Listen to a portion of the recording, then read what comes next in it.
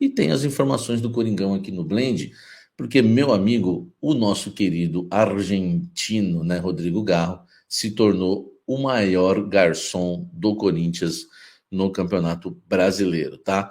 Com aquela assistência que ele deu para o primeiro gol do Romero, né? Lembrando que além de fechar o marcador, né? Fechar o placar com um gol na assistência de Coronado, o Rodrigo Garro também foi responsável por uma assistência do primeiro gol do Romero, tá? Com o passe aí para o Paraguai, ele alcançou a quinta assistência na Série A no Campeonato Brasileiro, tá? E assumiu o posto de maior garçom do Corinthians na competição. O antigo detentor aí da marca era o lateral Hugo, né? Ele que é responsável por 4 assistências para gols no campeonato. Olha o Hugo, hein? Só que você sabe, né? O Hugo perdeu a titularidade para o Matheus Bidu e dessa forma o argentino, né, que tem sido aí titular em todas as partidas, só é poupado realmente em caso de necessidade, conseguiu ultrapassar, tá?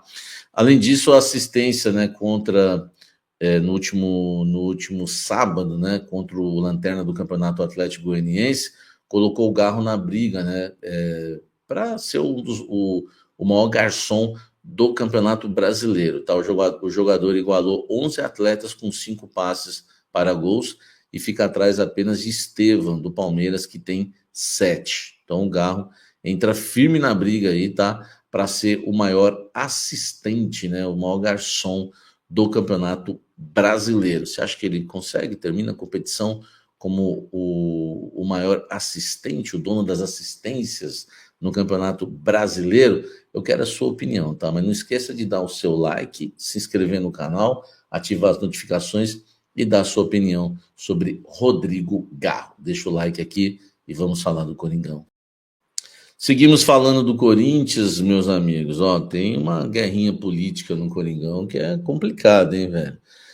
O vice-presidente do Corinthians, né, o Armando Mendonça, né, que é o segundo vice-presidente, foi barrado na Neoquímica Arena no último sábado e ele alega, né, que os seguranças do clube deixaram claro que foi uma ordem que cabe para ele, tá? Para ele realmente não acessar alguns espaços ali, né, da Neoquímica Arena.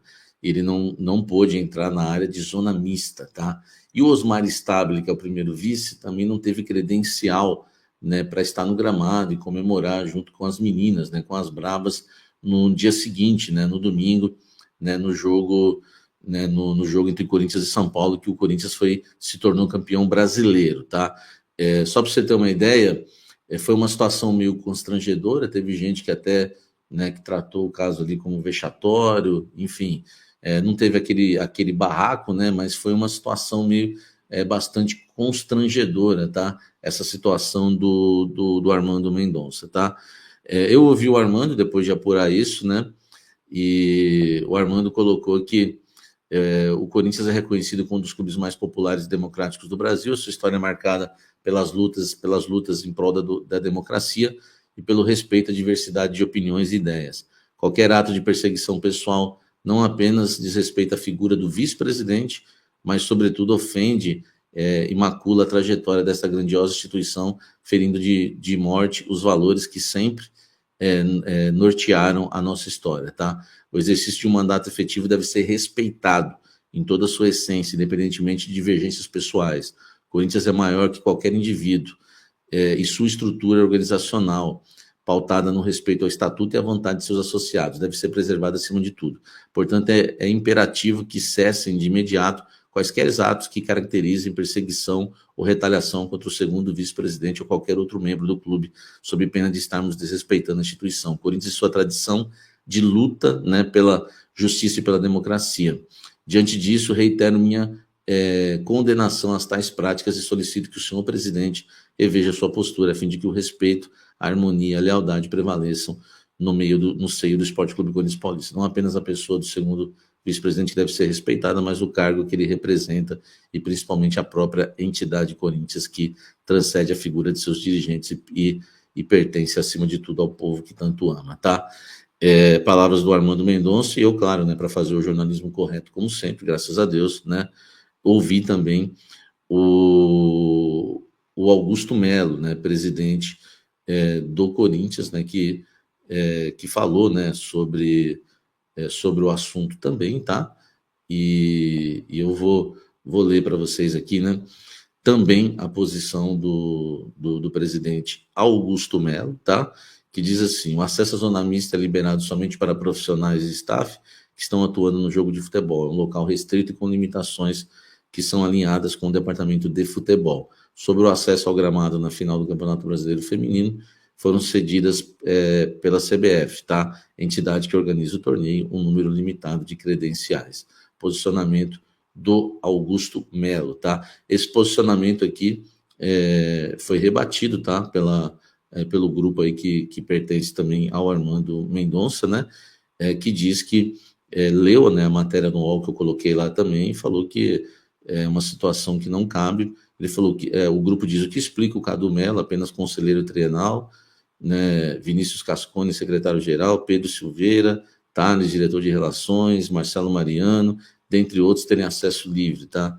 Ele brinca com a imprensa e a verdade dos fatos, né? Enfim, o grupo coloca aqui também a posição, tá, desses que estavam lá. Enfim, eu só estou, né, deixando bem claro que quando se tem esse lado político, a gente não tem lado nenhum político, tá? Os nomes aí, todos foram citados, se quiserem entrar em contato comigo, darei também, né, toda a parte de vocês aqui, enfim, colocando, tá bom? Porque a gente só quer trazer, né, o que está acontecendo, os fatos. Deixa o like aqui, o que você acha dessa guerra política. Os dois, tanto Osmar Stabile como Armando Mendonça, tá? Haverá uma reunião dos vitalícios hoje, eles podem deixar o cargo, tá? De vice-presidentes do Corinthians. Não está nada definido, mas estão cogitando. Deixa o like, comente aqui embaixo. Agora, falando de futebol, que é mais gostoso, né? O Memphis Depay deu um susto, né? Ele tomou uma chegadinha no tornozelo ali, tá? Ele sentiu, né, naquele lance do cruzamento do Carrídio, que ele dá uma esticada e quase, né, faz um gol lá, Viola, não sei, enfim. O Corinthians levou o Memphis para uma clínica em São Paulo, tá? Após a queixa de dor no tornozelo esquerdo. Nenhuma lesão foi diagnosticada, tá?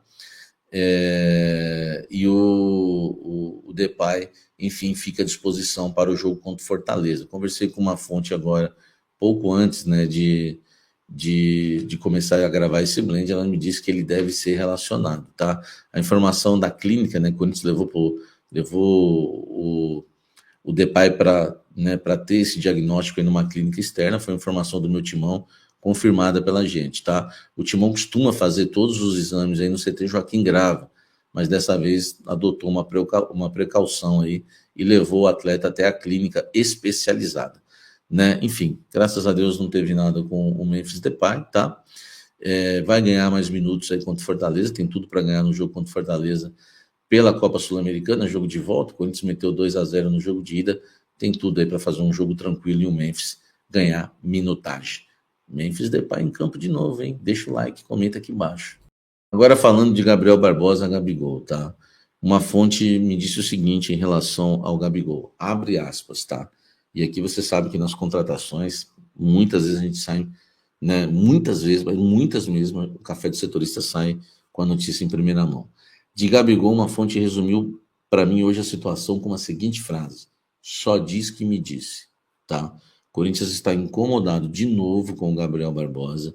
Corinthians pede uma posição dele, deu uma semana para ele, né, trazer uma posição, se vai querer realmente avançar nas tratativas. O Corinthians quer fechar com o Gabigol antes do fim da temporada, né? Lá no Rio de Janeiro já é muito forte já a especulação, já virando para notícia, né? Inclusive o Vene Casagrande, é uma informação dele lá que cobre o Flamengo e sempre traz aí boas informações do Flamengo, com um grande número de acertos.